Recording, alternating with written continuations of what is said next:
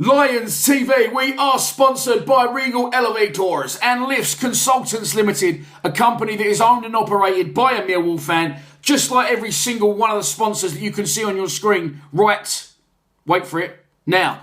If you are going to do a bit of business in 2020, then please keep it in the Millwall family by checking out all of our sponsors' website links in the description below.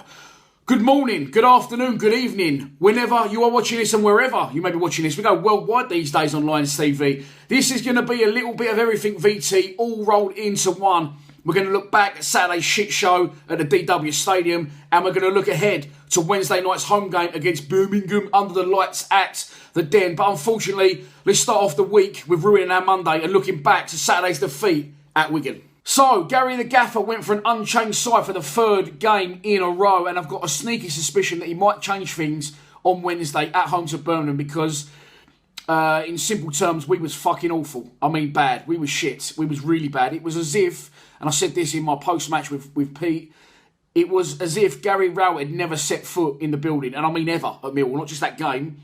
It was like Gary Rowett had never been our manager. We was terrible. We just did not get going from start to finish. And it was a real shame because confidence was high.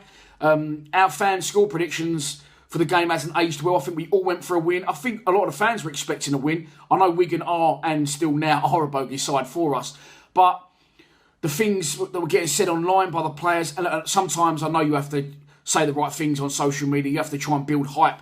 But we was seeing articles left, right and centre of the players are buzzing. Confidence is high in the camp. We're expecting a win. We're expecting to make the playoffs. And then to come out and produce that shit after the brilliance of Preston, it's just the mind boggles. The mind boggles. And going back, we would have blamed Neil Harris for that as a fan base. We would have blamed Neil Harris for that defeat back in the day. Oh, he can't get the players going.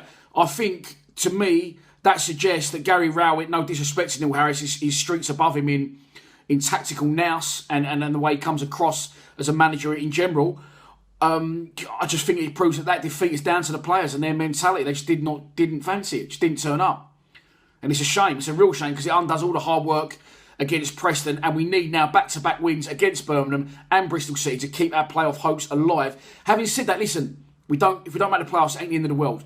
If we don't make the playoffs and we don't get 6 points from our next two games and we don't get any results from our next two games, it sort of puts us in mid-table, which can be used to our advantage in a different way, and we can start giving Billy Mitchell game time. We can start introducing George Alexander. And I would have said Junior Tienza as well had he not gone out on loan to Havant and Waterlooville until the end of the season. So there is benefits to take from not being able to make the playoffs. But even if we don't make the playoffs, it would be nice to keep that dream alive until, till towards the end of the season a little bit more. I think only 12 games left. We're not far off it. But again, that defeat just takes everything away from our brilliant performance at Preston.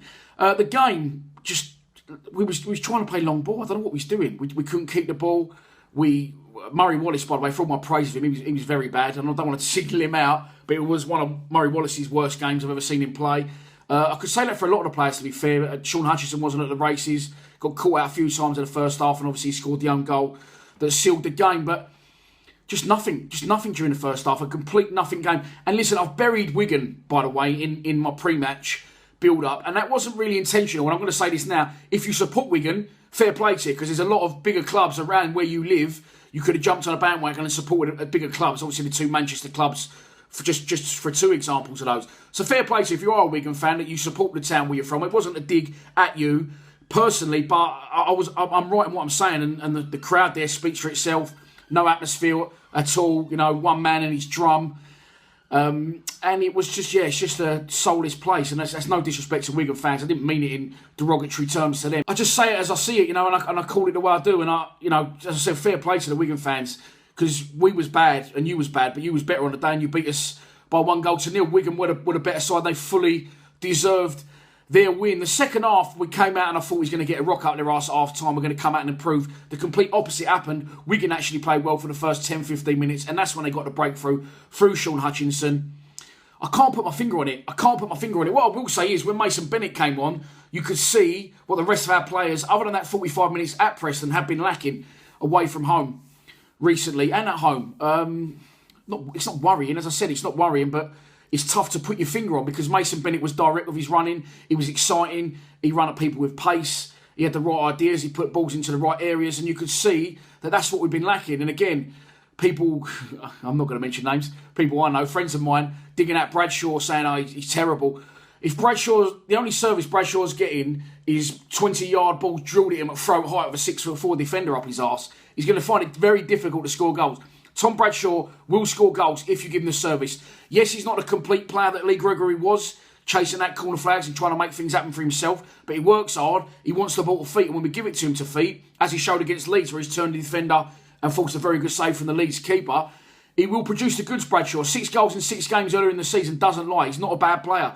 But if he doesn't get the service, and I feel like a bit of a broken record, if you want to reverse back to some of my videos last year with Lee Gregory, then he can't score goals. He's not Ronaldo, so frustrating. I could see Bradshaw getting frustrated. But with Jed and hopefully Mason Bennett wide in midweek against Birmingham, you've got to say we somehow got to try and provide some sort of service to him. The midfield three as well, this is it is a problem. The midfield three, Jason Malumbi, Sean Williams currently injured, and Ryan Woods. 3 very good players, but 3 very, very similar players. 3 very similar players. And I know Billy Mitchell was on the bench Saturday, and Malumbi, again, wasn't playing well at all. He got booked. I don't understand why the gaffer don't just go, listen, this is. We could have played till Wednesday. We could have played till kick-off time against Birmingham when we was at Wigan on Saturday, and we wasn't scoring. It was obvious. Why not just say to Billy Mitchell, go on, kid, go and show me what you got. Go and show me what you got. You want to push on further? That's fine with me. It's not happening. We're not getting forward through the centre. And go and show me what you got, but we didn't. We stuck with what we had. And Malumbi's a very good player for us, but again, a bad off day for Jason Malumbi. Jed was just running around in circles until the ball ended up his own arse. Not good from Jed at all. Pete saying drop him. I don't agree with dropping him because he's one of them players you have to keep on the pitch that can produce a moment of brilliance. But even Jed through the middle, I don't know, and take one out of the back line and put 3 in the centre of midfield. We definitely need to find other ways because when we get down the wings, we don't get on the overlap quick enough. We don't get beyond players quick enough to get quality balls into the box. And if we do, we don't produce quality balls into the box. It was a very, very fucking annoying, frustrating day. And I think all Millwall fans should look, myself included, and after it went so well at Preston, there was no way we was going to go back and it was going to end so brilliantly again for us 2 games on the spin. And it is frustrating that why can't we do it against the top side? Against the bottom sides. We can do it against the top sides, but we can't do it against the bottom sides in the division. And as I said, that's got to be, for me, a reflection on the players because it doesn't matter who we got in charge, Gary Rowett or Neil Harris, the players have had that same problem. And having said online that they was full of confidence, they didn't show that, did they? And we lose the game by 1-0, and it's Gimini I'm talking about again. So that's enough of that one. Let's move on to Wednesday's game at the Den under the lights against Birmingham. They are managed by Pep Clotet. They currently sit 14th in the table, just 4 points behind us. They can close the gap to 1 point. And I'll tell you the reason why. They've very quietly gone about their business, and I didn't notice until I researched it this morning. They are currently unbeaten in their last 8 league games with some good wins along the way against Bristol City and Nottingham Forest. You've got to go back to New Year's Day when they lost at St Andrews to, yeah, you've guessed it, the big uns from Wigan. They're absolutely getting on my nerves and I don't want to mention them ever again on this show, let alone this season. They've had a massive upturn in fortune, Birmingham, and I don't think it's any coincidence that they made a very good signing in the transfer window. He is the one to watch. It's Scott Hogan. Scored a shitload of goals at Brentford, moved to Aston Villa, couldn't get in the side, and Birmingham got him on loan. He has scored 4 goals in his last 5 games, and again, why did we not go in for him? I don't understand, but maybe I'm thinking above our station. I'm not sure. He was there for the taking. Birmingham have taken him, and since then they have not looked back, and they'll be looking to do the business on Wednesday at the Den. So this is your pre-match prediction, and here we go. I said we'd win at Preston, and we did. I said we'd win at Wigan, and we didn't. We lost. I said we'd draw against Birmingham 1-1, and I'm going to stick with that. Not the most inspiring night under the lights, is it, sometimes at the Den, unfortunately. It pains me to say that. But it won't be a big crowd. It won't be a great atmosphere. And I think if we get a 1-1 draw, I won't take it, but I'll be happy with it. I can see us losing the game, but I'm going to stick with a 1-1 draw.